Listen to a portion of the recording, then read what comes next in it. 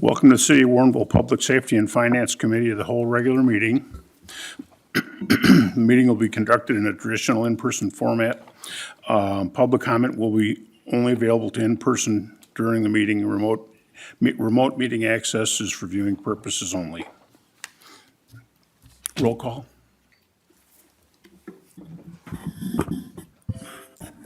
Mayor Brummel, Here. Alderman Lockett, Here. Alderman Ashour, Here. Alderman Berry, Here.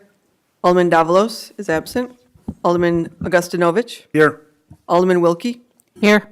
Alderman Widener, Here. Alderman Kreckenberg. Here. You have a quorum. Thank you. All that can, please raise, stand up for the Pledge of Allegiance.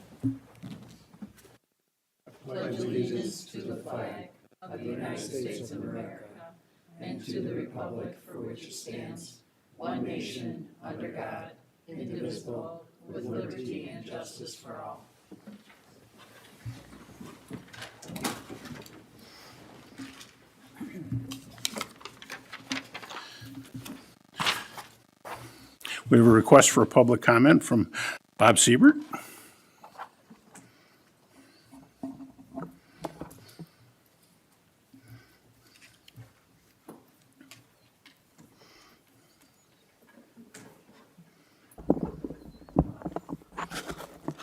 Bob Siebert, Albright. In your budget, you levied a 6.96% additional dollars. What is the real average increase in property taxes for individuals outside TIF 3 and TIF 4? What would the percentage be? Would it be 6.96, greater, or less? You should know because you voted for it. It will exceed 8%. Exceed 8% on the city's portion for individuals outside of TIF 3 and TIF 4.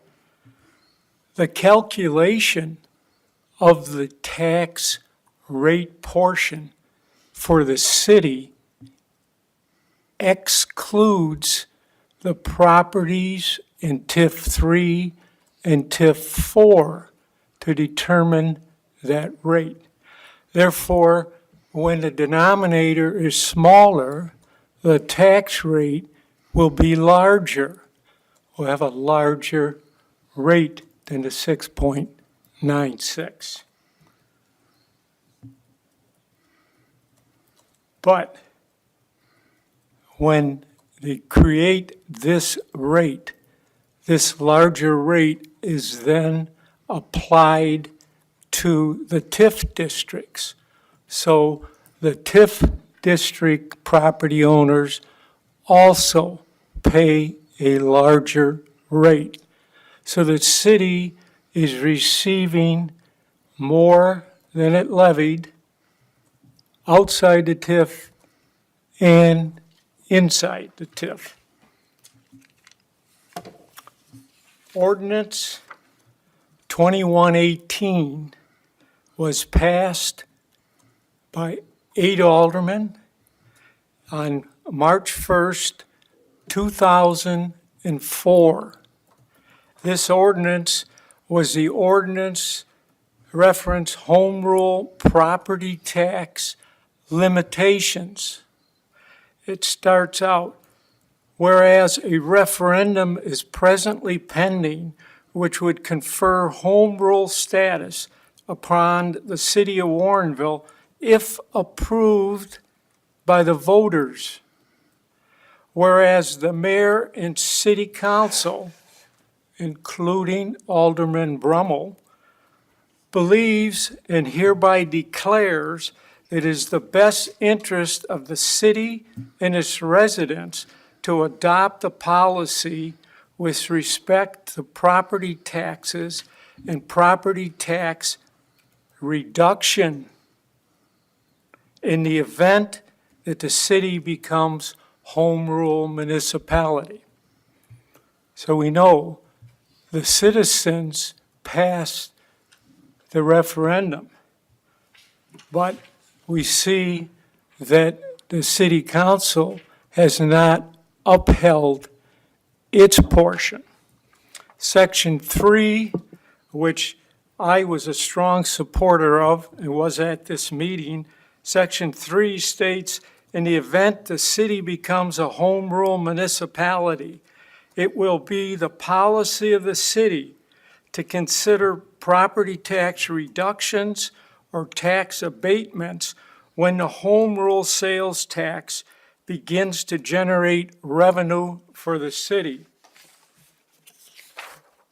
Page 37 of your budget book states the home rule sales tax revenue for fiscal year 2025 is projected to total $2,804,000, an increase of $210,000 over the fiscal year 2024.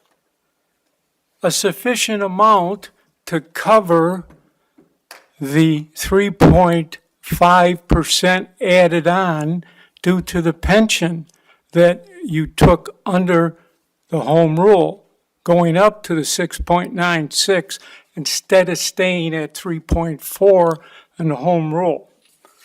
It's unfortunate that this administration, for the past 20 years, has chosen to throw the taxpayers under the bus, not chosen to follow the ordinance that was passed when pleading with the citizens to give home rule status. Home rule sales tax started out at 0. It was a new revenue that could have been and should be used to reduce the property taxes, because these taxes don't go for 1 year, they combine. 6.96% this year, next year, if it's 5%, compounded on the 6.96 you had this year. So what we're doing is we're harming and pushing the taxpayers. As you saw with one couple that came in here that had lived here a long time, came in during the November meeting and said they're retired and the taxes are going up too quickly. We have an opportunity, we have a revenue source, and we also have $400,000 in revenue coming in from new citizens. It's not in the budget that you have. We've got that. We also have, which I asked for, never received, the new development in 2024, capital development, is a plus that is not part of the 6.69. It's added on to that.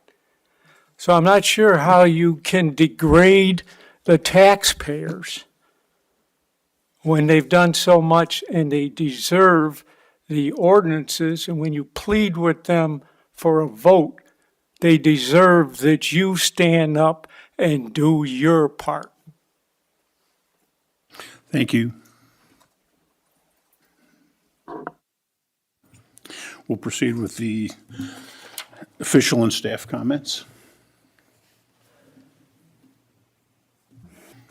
No one? Then we'll move on to the business of the meeting. Item number 1, consideration of fiscal year 2026 non-union market-based adjustments. Assistant Administrator Morgan. Thank you. Included with your agenda backup material is a memo requesting the proposed increase for non-union employees, cost of living annual increase.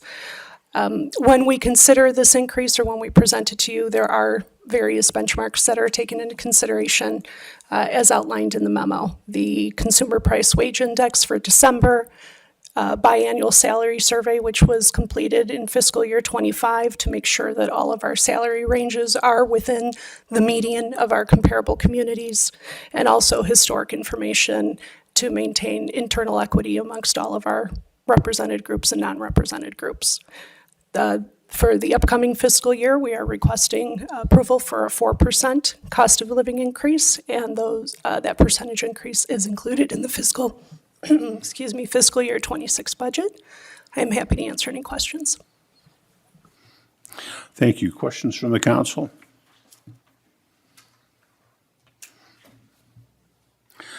Seeing none, can I have a motion? Alderman Lockett. I'd like to make a motion to recommend the City Council approve the 4% fiscal year 2026 market-based increase for non-union employees as included in the proposed fiscal year 2026 budget. Second. We have a motion and a second. All in favor, say aye. Aye. Those opposed, say nay. Motion passes. Thank you. We'll move on to item number 2, consideration of fiscal year 2026 water and sewer rate recommendations. Finance Director Dahlstrom. Thank you, Mr. Chairman. Tonight, we are presenting the proposed fiscal year 2026 rate increases for both sewer and water. The water rate increase is being proposed at 7.5%, while the sewer rate increase is 2.5%. On the screen, I'm displaying the rate increase pieces. The water rate would increase 19 cents per thousand. The base on water would increase 62 cents a month. Sewer would increase 14 cents per thousand gallons, and the sewer base would increase 53 cents per month. We are proposing no rate increase on the Naperville fee, which currently stands at $3.08 per thousand. The impact of this rate increase on a family of 4 averaging 12,000 gallons per month would be $61.32 annually, or about $5.11 per month. On the sewer-only accounts, which we did not increase during fiscal year 2025, we're also proposing that 2.5% increase. It would be an increase of $1.44 per month, or $17.28 annually. That's just another way of depicting that. It would go from $77.18 to $78.62 per month. And again, the Naperville part of that fee does not increase. It's only the sewer side of that would increase. Finally, the chart we have up there before you is the rate comparison that we present annually. As you can see, the city of Warrenville is near the bottom of that list, with only the village of Lyle being at a lower rate than we are at this point. The proposed rate would go to $167 compared to the current $162.01 per month. This increase has been included in the FY26 budget, and we can answer any quick questions you may have at this time.